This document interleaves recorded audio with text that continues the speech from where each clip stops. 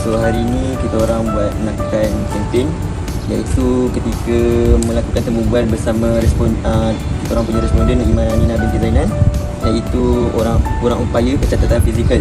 So kita nak terangkan pasal apa hari ni? Apa kempen? Daripada kumpulan kami membuat program kempen in one. So kempen ini juga telah diwawarkan ataupun disebarkan melalui Instagram, TikTok, WhatsApp. So kempen ini melibatkan macam orang kurang upaya. So kita dapat responden ni supaya macam orang tu merasakan apa yang di tempat orang pakai tu merasa.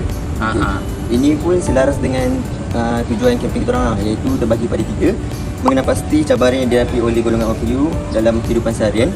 Yang kedua, mengkaji tahap kesedaran masyarakat terhadap keperluan dan hak OKU. Dan akhir sekali adalah mendalami pandangan OKU tentang kempen atau program yang dijalankan untuk mereka lah. So itu saja, nanti kita saksikan. So sekarang kita akan buat simulasi terhadap satu responden kita, macam mana kita nak cabaran yang dihadapi ketika menaiki kursi roda. So kita jadi dia akan melalui jalan ni dan pergi ke bahagian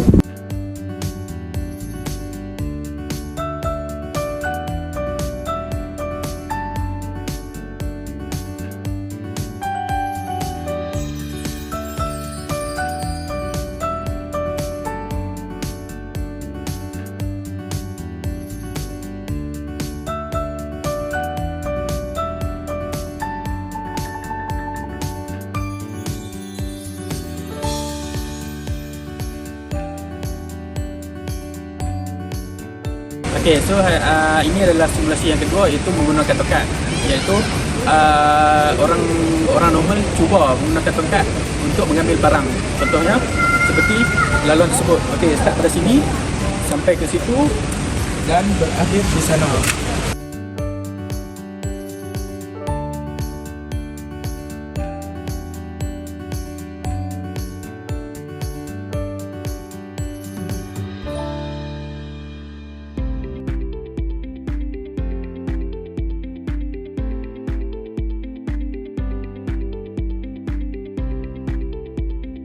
Simulasi ini menggunakan kursi roda juga, tapi kita berbeza disebabkan dengan laluan ataupun kemudahan yang telah disediakan. So kita nak tengok, kami nak tengok apa cabaran. Sebab daripada tadi tak ada kemudahan, dengan ini ada kemudahan laluan yang telah disediakan. So kita nak tengok apa dari segi cara dia ataupun cabaran dia melalui yang ada kemudahan dengan tak ada kemudahan. Okey, apa-apa kita saksikan. Let's go.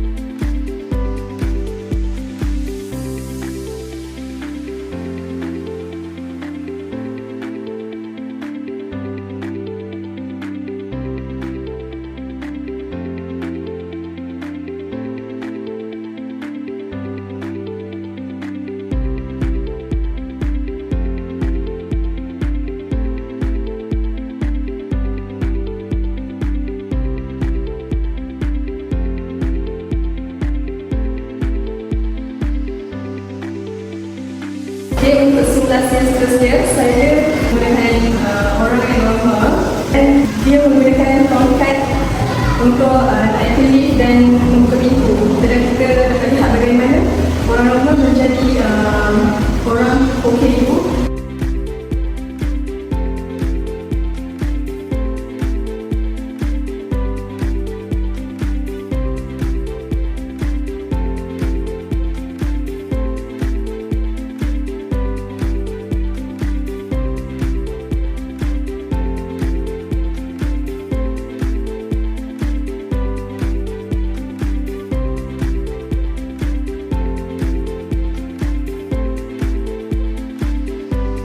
Okey, sekarang kita akan buat simulasi daripada orang awam di mana dia akan gunakan tongkat untuk menaiki tangga.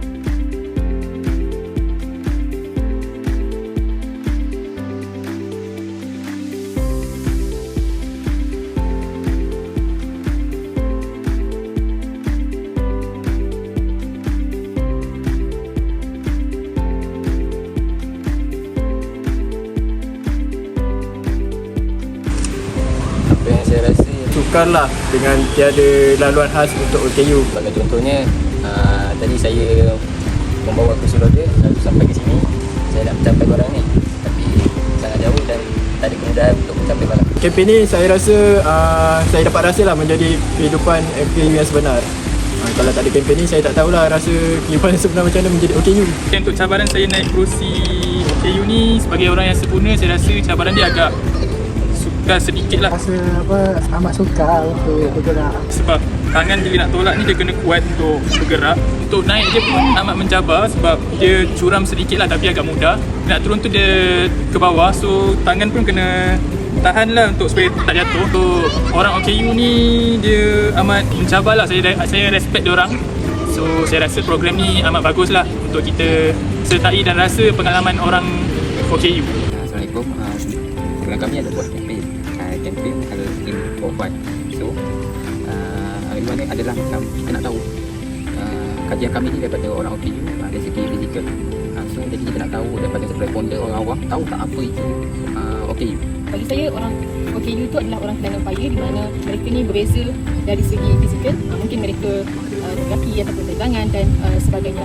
Jadi agak-agak macam kempen yang orang buat ni agak-agak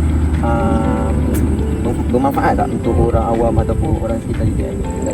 Okey, program yang buat ni memang manfaatlah untuk OKU saja. Tapi bukan aku saja, tapi orang luar pun boleh dapat manfaat juga. Sebabnya OKU ni macam kita tahu dia punya golongan sangat rendah berbanding orang yang normal lah. Jadi bila orang buat program macam ni, dia boleh tingkatkan kesedaran lah. Bukan dalam UKM saja tapi di luar juga. Akak setuju tak kalau macam lebih banyak kalau kita adakan kempen kesedaran kesedaran orang setuju sebab untuk orang tak nak lagi lah yang pakai ini yang boleh bagi dia sama dengan orang kan kurangan kan banding manusia. Bagi pendapat kamu, adakah accessibility ataupun kemudahan di sekitar UKM maupun di luar maksudnya dah cukup untuk golongan OKU? Okey, untuk soalan tu, bagi pendapat saya, fasiliti di UKM bagi orang kelana upaya ni masih lagi kurang. Dan di luar pun bagi saya tengok juga kurang. Kerana bagi saya, dia tiada kemudahan yang lengkap untuk OKU. Contohnya kalau bagi saya, mungkin UKM boleh naik taraf kemudahan-kemudahan di UKM. Contohnya buat bilik mesra OKU ataupun satu bas yang memang khas untuk OKU. Kalau dalam UKM, actually akak rasa macam kita dah cuba sehabis baik sebab actually akak adalah staff di Jabatan Pendaftar. Ada kan pejabat OKU kan. Kita dah cuba dah rasanya yang terbaik sebab untuk dapatkan pelbagai kemudahan ni sebenarnya kita perlukan kos yang besar. Tapi kita cuba untuk menyelami hati dan cuba menyediakan kemudahan yang terbaik lah untuk OKU dalam UKM ni. So nak tanya akak lah, kalau bersama pada kempen kita orang jalankan ni, akak rasa perlu tak diteruskan ataupun bagi semua orang aware? Bukan kita kat UKM je tapi orang luar pun aware benda ni. Kempen tu rasanya okey je teruskan. Cuma UKM nak sediakan kemudahan tu yang ambil masa sebab perlukan kos yang tinggi. Okey je kalau nak buat kempen tu bagi akak okey. Agak rasa macam tu dah kita nak sokong dia tu kita kena sediakan kemudahan lah untuk dia. Tapi nak sediakan kemudahan tu ambil masa lah. Ambil masa sebab semua tu kos.